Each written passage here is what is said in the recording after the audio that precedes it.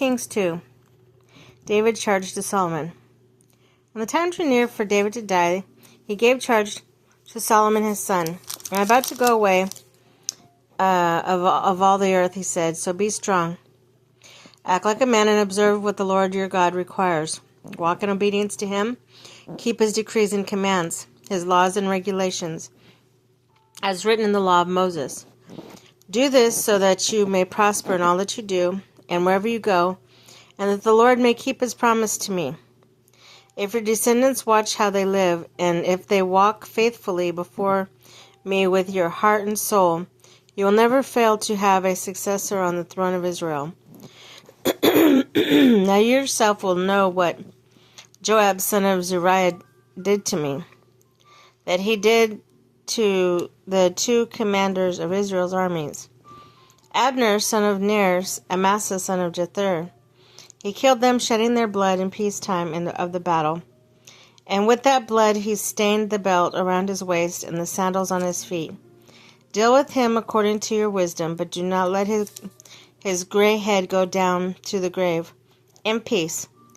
But show kindness to the son of Barzillai of Gilead, and let them be among those who eat at your table. They stood by me when I fled from your brother Absalom. And remember, you have with you Shemiel, son of Gera, the Benjamite from Baharim, who called down hither curses on me the day I went to Mahanaim. When he came down to meet me at the Jordan, I swore to him by the Lord, I will not put you to death by the sword. But now do not consider him innocent. You are a man of wisdom. You will know what to do to him. Bring his gray head down to the grave in blood.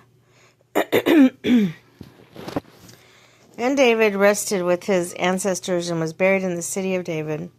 He had reigned 40 years over Israel, 7 years in the Hebron, 33 in Jerusalem. Son of Solomon. So Solomon sat on the throne of his father David, and his rule was firmly established. Solomon's throne established.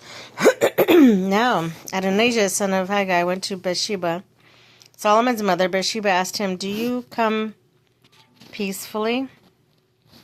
He answered, "Yes, peacefully." Then he added, "I have something to say to you." "You may say it," she replied. "As you know," he said, "the kingdom was mine, and Israel looked to me as their king. But things changed, and the kingdom has gone to my brother, for it has come to him from the Lord. Now I have one request to make of you. Do not refuse me." "You may make it," she said. So he continued, "Please ask King Solomon, he will not refuse you, to give me Abishag the Shunammite as my wife." "Very well," Bathsheba replied. I will speak to the king for you." And Bathsheba went to King Solomon to speak for Adonijah. The king stood up to meet her, bowed down to her, and sat down on his throne. He had a throne for the king's mother, and she sat down at his right hand.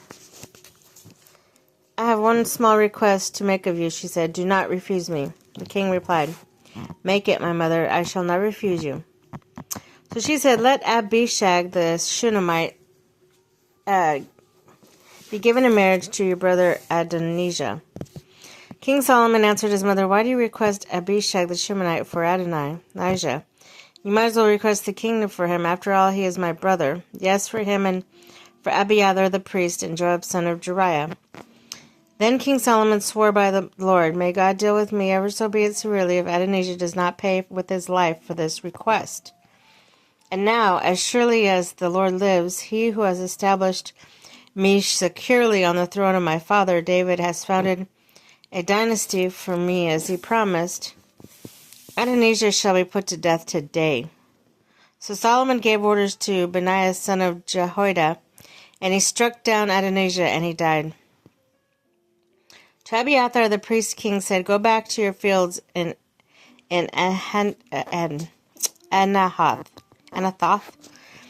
You deserve to die, but I will not put you to death now because You carried the ark of the sovereign Lord before my father David and shared all my father's hardships. So Solomon removed Abiathar from the priesthood of the Lord, fulfilling the word of the Lord, and had spoken at Shiloh about the house of Eli.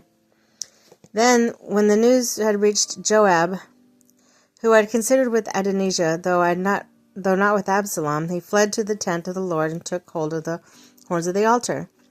King Solomon was told that Joab had fled inside the tent of the Lord and was beside the altar. Then Solomon ordered Benaiah, son of Jehoiada, go strike him down. So Benaiah entered the tent of the Lord and said to Joab, the king says, come out. He said, no, I'll die there. Die here. Benaiah reported to the king, this is how Joab answered me.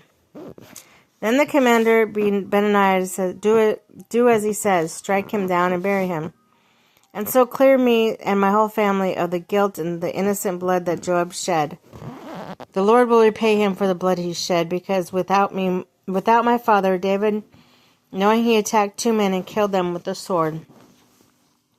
Both of them, Abner son of Ner, commander of Israel's army, and Amasa son of Jether, commander of Judah's army, are better men and more upright than he.